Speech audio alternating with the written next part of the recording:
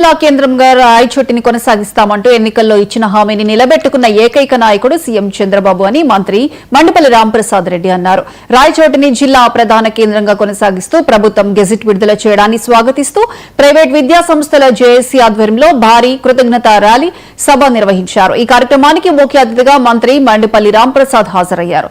CM Chandrababu సహకారంతో అన్నమయ్య జిల్లాను అన్ని రంగాల్లో అభివృద్ది చేస్తామని, రాయచోటిని అత్యంత అనువైన ప్రదేశంగా తీర్చిదిద్దుతామని చెప్పారు. ఈ కార్యక్రమంలో టీడీపీ కార్యకర్తలు, నాయకులు, విద్యార్థులు, స్థానిక ప్రజలు పెద్ద ఎత్తున పాల్గొన్నారు.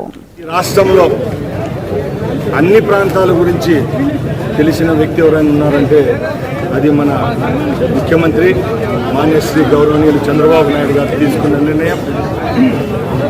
రాయచోటి ఏదైతే పూర్వం అన్నమయ్య జిల్లా కేంద్రంగా ఉందో దాన్ని కొనసాగింపు చేసే విధంగా 27వ తారీఖున గెజెట్ నోటిఫికేషన్ రావడం చాలా సంతోషాన్ని ఇచ్చింది.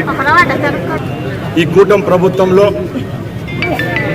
రాయచోటిని అన్ని జిల్లా కేంద్రాలతో పోలిస్తే ఇంకా మెండుగా అభివృద్ధి పనులు నడిపించేదానికి నాకు ఇంకా బాధ్యత పెరిగింది.